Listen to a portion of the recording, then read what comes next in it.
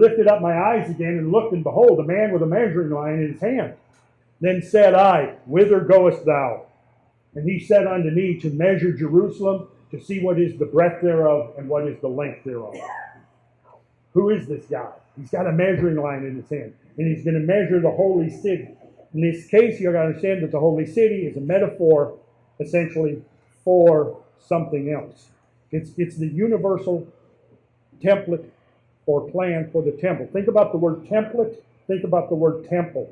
Think about the word temporal, which means time, because the sacred edifices, the temples, were slices of time frozen into stone, frozen into wood, momentarily, so you would capture a moment of time. It could be the solstice sunrise coming, right? That moment of time when you realized, yes, the light is coming back after 3 or 4 days or 5 days of darkness. The light is coming back. But it went much further than that, because I believe what the ancient peoples understood was we live on a thin veneer. We've created our cultures on this thin veneer, above which and below which are just inconceivably powerful, tremendous forces. And only as long as those forces stay in this delicate balance can this all endure. You could begin to shift the parameters ever so slightly, and the whole confluence of things that makes all this possible would get out of phase, and it would disappear. And just think of this. If you create Earth with too much more mass, what happens? We would have never evolved beyond slugs, right? If you have too little mass, everything flies into space. If you're too close to the sun, you burn up. If you're too far away, it would be perpetual ice. So it's a very narrow range that makes all of this possible. And see, I think the ancient people understood that. And they understood that forces, I mean, think about what's been going on in the last few months. We've had 4 volcanoes erupting, right? How many of you know Kilauea has been erupting, the big eruption in Guatemala? See, these things, most people just look at these and think they're just arbitrarily random. They're not.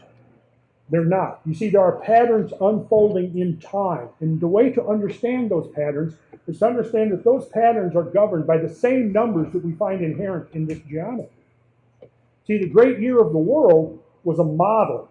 It was a model of taking our small annual trip around the sun and projecting it to the next level, and understanding that on that level were the events that happened that allowed whole ecosystems to rise and thrive and perish, or to suddenly become extinct, or for cities and cultures and civilizations to rise and suddenly become extinct.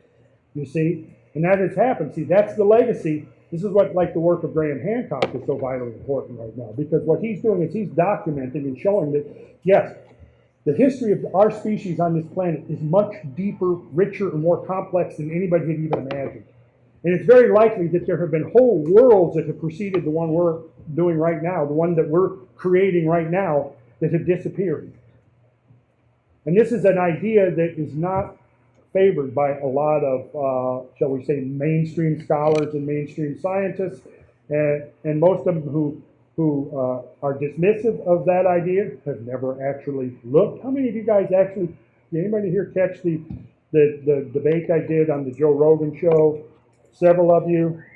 You can find that online. It's worth going. The editor and publisher of Skeptic magazine challenged myself and Graham Hancock to a debate.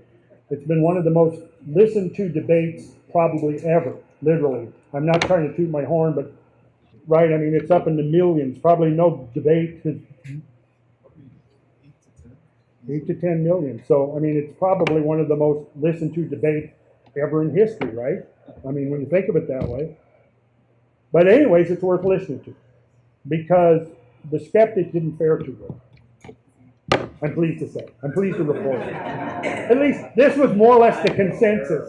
What? I concur. He concurs, and he heard it, he concurs. He was exposed. Well, you see, but he represents, see, the thing about him, he's a figurehead. He represents a whole realm of academia that basically wants to suppress certain ideas. And why that is would be a whole topic of another discussion. But some of the ideas being proposed here are very politically incorrect right now for a number of reasons, which I won't get into here tonight, because we're running out of time.